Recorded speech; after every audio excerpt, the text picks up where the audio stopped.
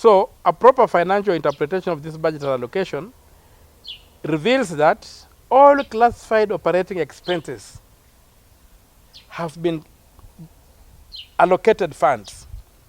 I've gone through the budget. There's not a single expense that has not been allocated funds.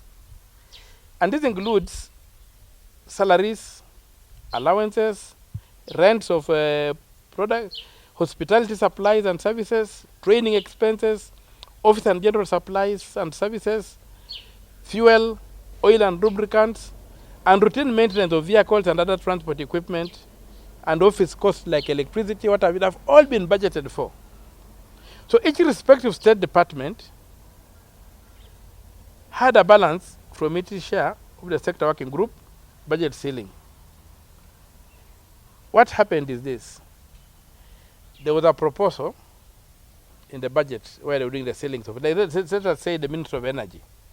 The Ministry of Energy says, we want 10 shillings. That's what we had requested. Then the technocrats go and begin itemizing under the 10 shillings. Then they reach at 6 shillings. They find that the budget, the ministry is fully catered for. Instead of cutting out the remaining 4 shillings, they say the 4 shillings become other operating expenses. I don't know if you are getting my beef. That's my beef. If you have budgeted for everything in that ministry, why don't you cut out the extra money? But the parliament is not doing that. Parliament is instead, the fellows are instead allocating it as other operating expenses. So I've given an example of 3 departments which are critical for us to understand in terms of money.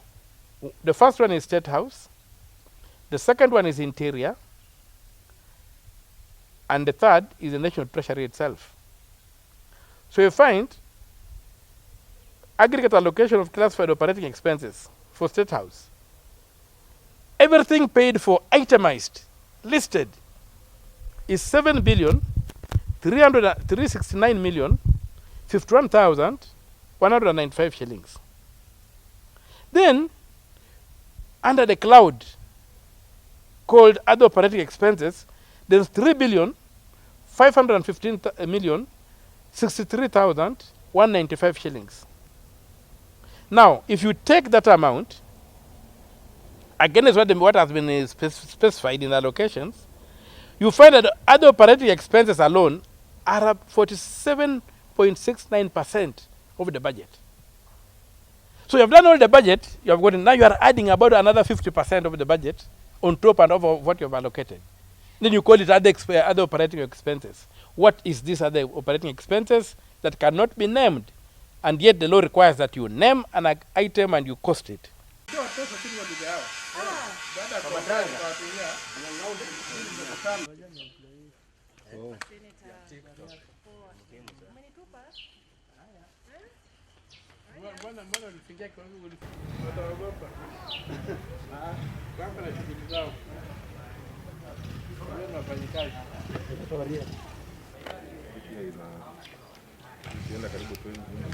Labda mfanye hivi for purpose.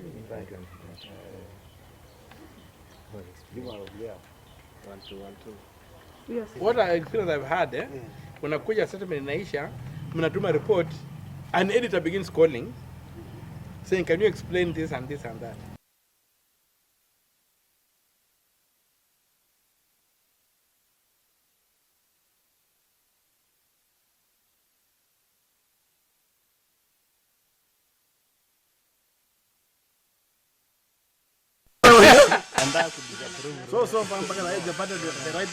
So I'm going to send you a budget ya mwaka wa 26 hadi 27 wa mwaka wa huduma za serikali.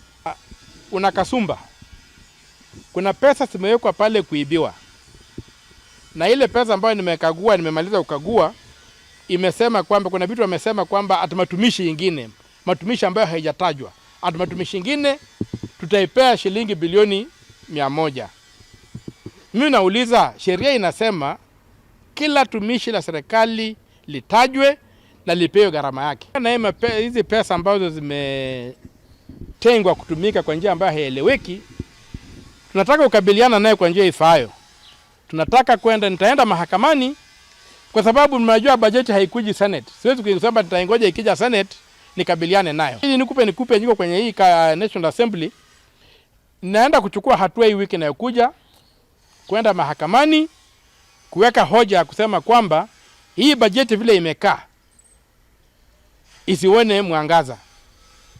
Tuiue, na hii finance bill ambayo wamepitisha juzi ya kutuongezea matumizi, kutuongezea ushuru, pia ikunywe maji.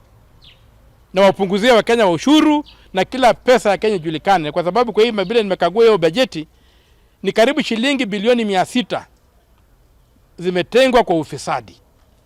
Wafisadi wameshajipanga, nyinyi mtangoja kuwashika kwa barabara, wameongeza bei ya barabara, lakini wameshabeba pesa kule. Haitafika kwa bajeti ya expenditure muione hapa chini. So huu wizi wa pesa kwa upande wa finance, revenue collection, upande wa kuchanga pesa, wanaiba pesa upande huo, ndio tunataka Wakenya tukabiliane nao, kwa sababu wameanza kuogopa wakienda kufanya miradi hapa chini Wakenya wanapiga kelele. So wanaweka ile pesa bajeti gushi kwenye bajeti halali na wanapitisha, na hizo pesa zinabebwa na kuna mwenye atasema kwamba bajeti imefanywa makosa.